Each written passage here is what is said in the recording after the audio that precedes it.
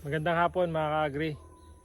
Ngayon po mga ka-agri ay mag-a-apply na po tayo ulit ng ating abono.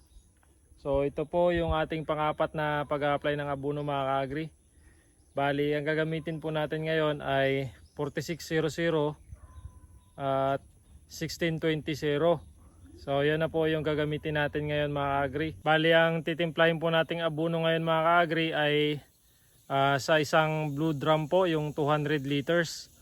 So bali apat po na 4600, apat din po na tabo ng 1620. So yun po yung gagamitin natin. Ayan, ito na po mga agri yung ating pipino. Ito naman po yung ating talong. Tapos ayun po yung ating okra, tapos papaya. Bali sabay-sabay na yan sila lahat ngayon mga ka-agri. Abunuhan natin ng apat na tabo na 4600, apat din po na tabo ng 1620. So yun po yung titimplahin natin, tutunawin natin sa 200 liters na drum.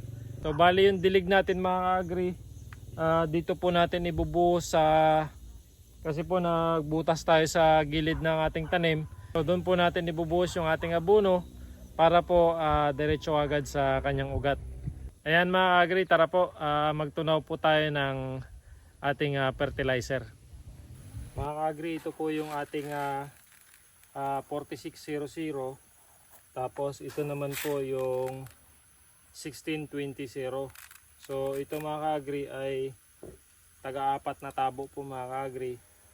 Apat po na tabo ng 1620, apat din po na tabo ng 4600. Ito mga ka-agri yung tutunawin po natin dito sa 200 liters po na tubig.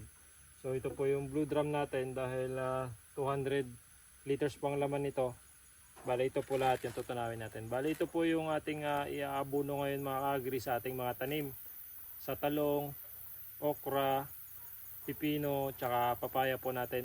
So tara po mga agri, itunawin po muna natin dito bago po natin ibuhos dito sa ating drum.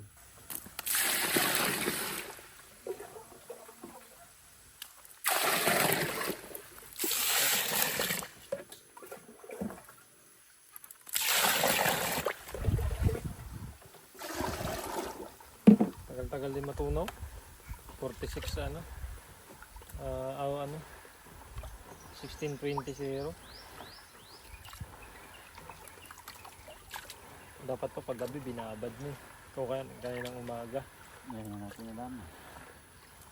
Wala kasi sa planong pag-abuno natin. Sige lang, saglit lang din yan.